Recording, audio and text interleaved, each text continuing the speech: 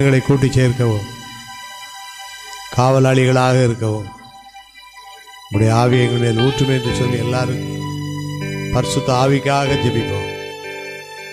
இதுவரை நம்மை நடத்தின ஆவியானவர் இன்னும் ஆழமாக, விசேஷமாக, வித்தியாசமாக, வேத வசனத்தின் மையமாக நம்மை வழி நடத்தும்படியாக, தேவன் நம்மோடு பேசும்படியாக, தரிசனங்களை தரும்படியாக, அநேக சொப்பனங்களை நமக்கு வெளிப்படுத்தும்படியாக, கருகலான சத்தியங்களை எல்லாம் லகுவாய் நமக்கு கற்றுக் கொடுக்கப்படும்படியாக, யோசேப்புக்கு கற்றுக் கொடுத்த ஆண்டவர் நமக்கு கற்றுக் கொடுக்கும்படியாக, எலியாவை எலிசாவை ஆவியினால் நிறைத்து நடத்தின ஆண்டவர் சில பழைய ஏற்பாடு தீர்க்கதரிசிகள் ராஜாக்களை ஆவியினால் நிரப்பி நடத்தின ஆண்டவர், பராக்கிரமசாலியே கர்த்தர் உன்னோடு கூட இருக்கிறார் என்று சொல்லி பலமே இல்லாத மனிதனை குறித்து ஆண்டவர் பேசி நடத்தினது போல நம்மை ஆண்டவர் இன்னும் வழி நடத்த முடியாது. ஆண்டவரே, எங்களுடைய சுய பலத்தெல்லாம் எடுத்து போடும் ஆண்டவரே, என்னுடைய சுய நம்பிக்கையெல்லாம் அப்புறப்படுத்தி போடும் ஆண்டவரே, சுய திட்டங்களெல்லாம் மாற்றி போடும் ஆண்டவரே, நீர் எங்களை வழி நடத்தும்படியாக நாங்கள் ஜெபிக்கிறோம் என்று எல்லாரும் வழிநடத்தலுக்காக ஜெபிப்போம். வழிநடத்தலுக்காக ஜெபிப்போம். ஆண்டவருடைய வழிநடத்தல் இன்னும் நமக்கு தெளிவாக கிடைக்க முடியாக இன்னும் கொஞ்ச நேரம் எல்லாரும் பரிசுத்த ஆவியானுடைய நிறைவுக்காக ஜெபிப்போம். ஜெபம் பண்ணிக்கிட்டே இருப்போம், ஸ்தோத்திரம் பண்ணிக்கிட்டே இருப்போம்.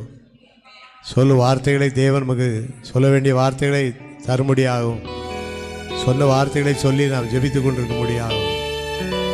அவனுடைய கிருபை சொல்.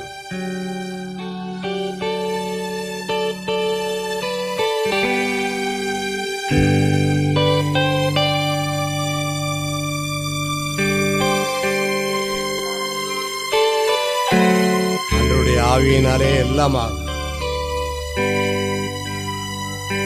ஆண்டவருடைய ஆவியினாலே எல்லாம் ஆகும். ஆமென், ஆமென். சோதரம்.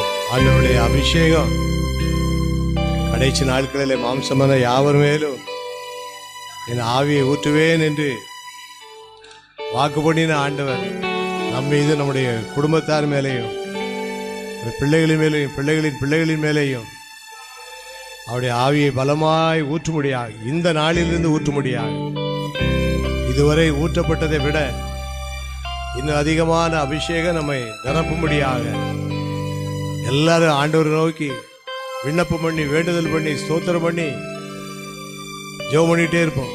ஸ்தோத்திரம். ஹல்லேலூயா. கர்த்தர் இறங்குவார். ஸ்தோத்திரம். 120 பேர் மேல் இறங்கின தேவனுடைய ஆவியானவர்